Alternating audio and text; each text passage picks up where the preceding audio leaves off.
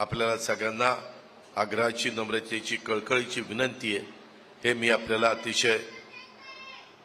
अहो ताई, तुम्ही थांबा, माझं भाषण झाल्यावर मी तुमच्याशी बोलतो, काळजी करू नका, काळजी करू नका, मी ऐकून घेतो तुमचं.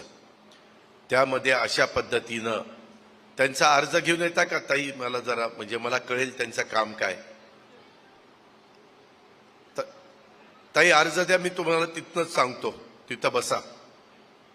तुमच्यावर अन्याय झाला असेल तर ताबडतोब मी पोलिसांना सूचना करेन. तुमचं जर काम मंत्रालयातलं असेल तर आजच सभा संपल्यानंतर मी मुंबईला जाणार आहे. मी उद्या गेल्यानंतर त्यामध्ये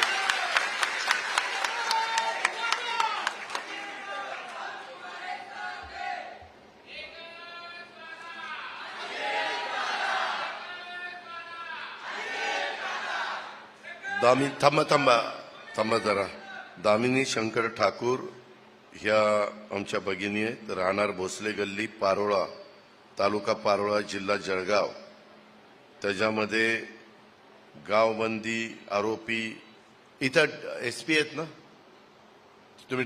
डीवायएसपी, ॲडिशनल एसपी ह्या दामिनीताई शंकर ठाकूरांची तक्रारच आहे. त्यांचं सीसीटीव्ही फुटेज त्यांना मिळालंय. त्यांनी कुणी त्यांचा रस्ता अडवलेला आहे, त्यांची छेडछाड केलेली आहे.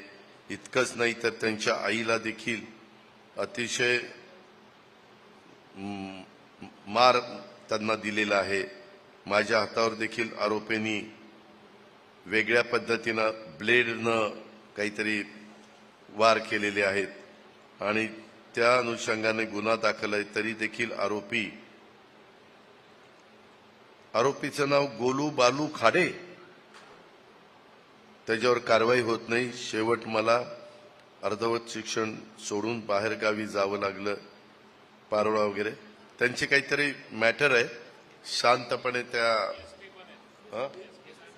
एसपी आपण त्यांना घ्या, त्यांना नीट समजून सांगा, त्यांना वेळ पडली तर संरक्षण द्या, पण कुठल्याही परिस्थितीमध्ये त्यांना, त्यांच्या आईला, त्यांच्या कुटुंबियांना, त्यांच्या केसाला पण धक्का लागता कामा नये.